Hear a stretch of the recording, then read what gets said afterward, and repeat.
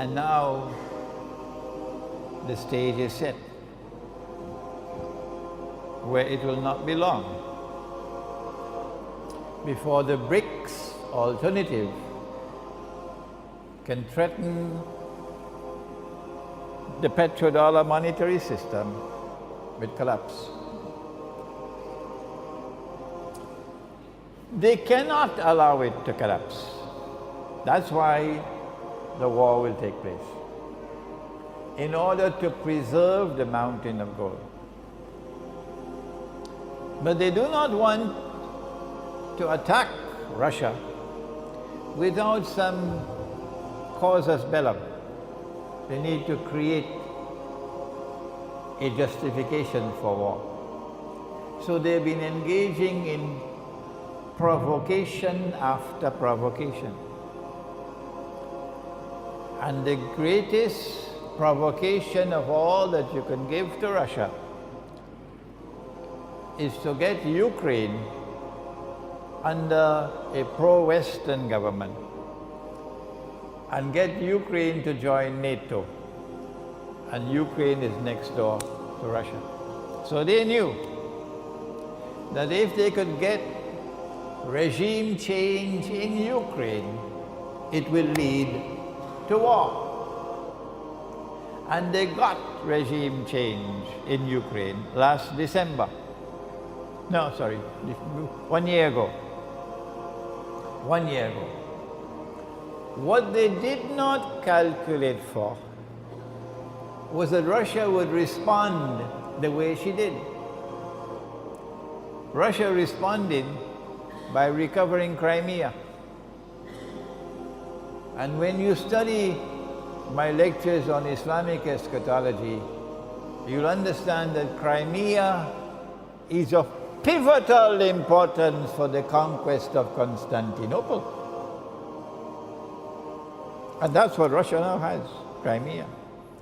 The longer they wait to attack Russia, the stronger will Russia now become, projecting power in the whole of the Black Sea area.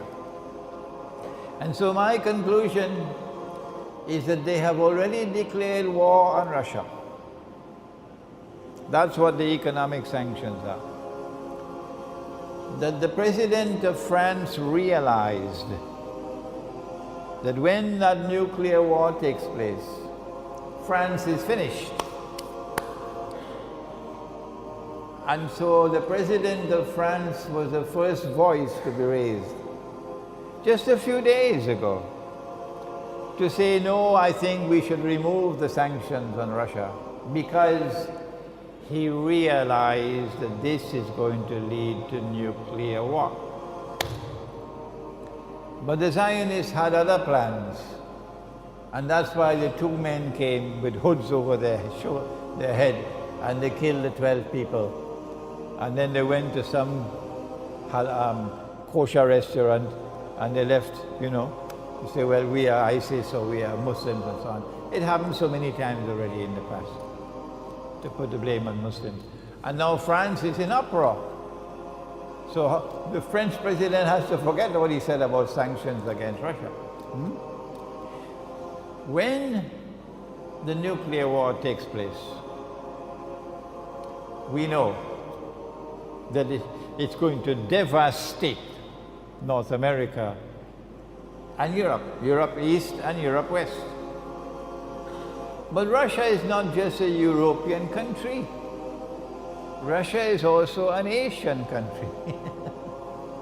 So Russia will survive the nuclear war. I gave a lecture in Bangkok maybe 2 weeks ago. You'll find it on my website. Please listen to it. An Islamic view of the world after the Malhama. What will the world be like? So please go to my YouTube channel and listen to that lecture. An Islamic view of the world post-Malhama. And also make sure you start getting dinar and dirham. This is Sunnah. This is halal. This is money in the Quran. Dinar and dirham. The price of gold has gone down now because the price of oil is being deliberately taken down in order to sabotage Russia. So this is the time for you to buy gold and buy silver, dinar and dirham.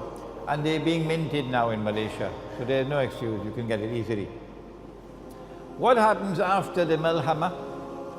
After that, said the Prophet ﷺ, and the next event would be the conquest of Constantinople. Incidentally, the conquest of Constantinople indicates that Russia will survive the Malhama, because there is no military significance of the conquest of Constantinople other than that the Bosphorus and the Straits of, is it Dardanelles or I pronounced it wrongly last time.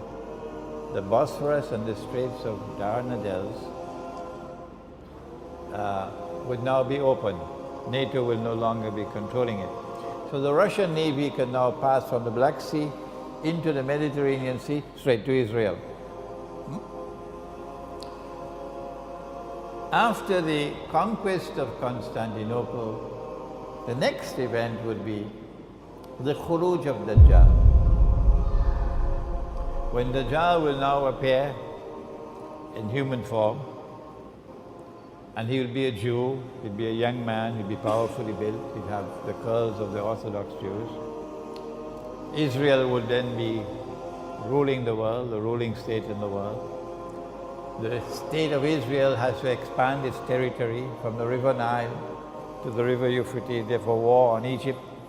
But all of these things we have already spoken of in previous lectures. And then Dajjal will stand up in Jerusalem and declare, I am the Messiah, the Messiah. And those who have tafsir for what they should have ta'wil, they will say, no, he cannot be Dajjal. Why? Oh, he has two eyes. And the Prophet said Dajjal has one eye. See? Because they're given tafsir when they should be given ta'wil. When the Prophet said Dajjal sees with his left eye, he's blind in the right eye, the ta'wil is that Dajjal has external vision and he is internally blind. And all those who follow him would be internally blind. So he'll say, I am the Messiah. My opinion, and I can be wrong, and the rule is that when Imran gives an opinion, you must never accept his opinion until you are convinced that he is correct.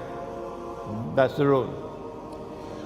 My opinion is that Allah will not allow Imam al-Mahdi to emerge until Dajjal has completed his mission. And Nabi Isa alayhi salam cannot return until Imam al-Mahdi has emerged. How much time do we have left before the Malhama? How much time do we have left before the Fathul Constantiniya? How much time do we have left before the Khuruj of Dajjal? The only one who can answer such a question is the one who studies Ilmu Akhiru Zaman. The fellow with tafsir cannot do it. The mufti cannot do it with his fiqh. No. The historian cannot do it. The political scientist cannot do it. The economist cannot do it. The only one who can answer such questions are those who devote themselves to Ilmu Akhirul Zaman. That is how important this subject is. was thinking that perhaps we still have another 5 to 10 years before the nuclear war takes place. When I went to Iran to a conference in September, and I normally do not reveal my dreams. No, I don't do that. But on this occasion, I broke the rules and I said, no, I have to reveal this dream. I had the dream twice on the same night during the conference. I saw nuclear war, and I saw the nuclear missiles being shot into the sky. And I saw that Pakistan was a part of the nuclear war. Obviously, that has to take place. Once nuclear war takes place, Pakistan has to be attacked, because they cannot allow Pakistan to remain as a nuclear power, not at all.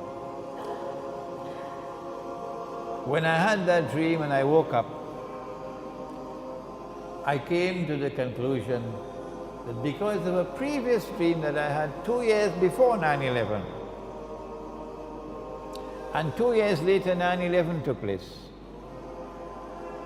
I said to myself, well, if history is to repeat itself, the implication is that Allah has sent this dream to me, giving us the same 2 years' time. If the Malhama is to take place in another 2 years, what do we do? And number one, get out of the cities. Head for your kampung. Head for the kampung. Number two, stay away from big communities, go to small ones, small villages. Number three, stock up on food. Number four, stock up on water. Number three is food. Number four, water. Number five, life and death is in Allah's hands. And when Allah chooses death, the servant of Allah accepts death. Only Allah will know who will live and who will die. But if you live after the Malhama, you've got to be prepared. After the Malhama, the big cities are going to be the worst place in the world to live. Why? A city of 20 million people cannot feed itself. It gets its food from outside. It gets its water supply from outside. Like Karachi. And when the Malhama takes place, the supply lines will be disrupted. When no food is coming and no water is coming, you're going to have riots. It will be dog eat dog. People will be breaking down the doors of your home and coming into your home to steal your food and your water. Nowhere can you hide it. So if you live in the cities, it's going to be anarchy. It's going to be hell in the cities. And on that day when hell breaks out in the towns and cities, on that day when all hell breaks out in the towns and cities, then you will remember Suratul Isra, where Allah says, وَإِن مِّن قَرْيَةٍ إِلَّا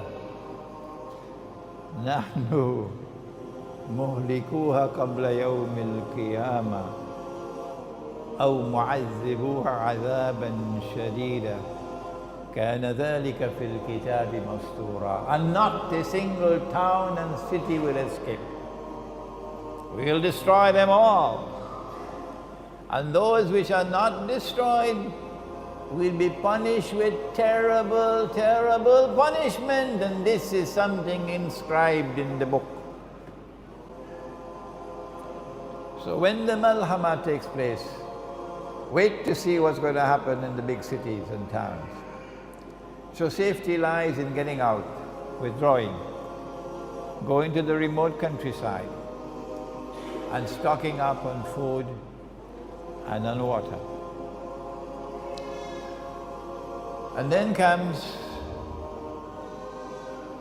the conquest of Constantinople. And I believe that is why they created ISIS. I don't think they created ISIS primarily to remove Assad. No, I think they created ISIS more to sabotage the Muslim army, which will move to conquer Constantinople.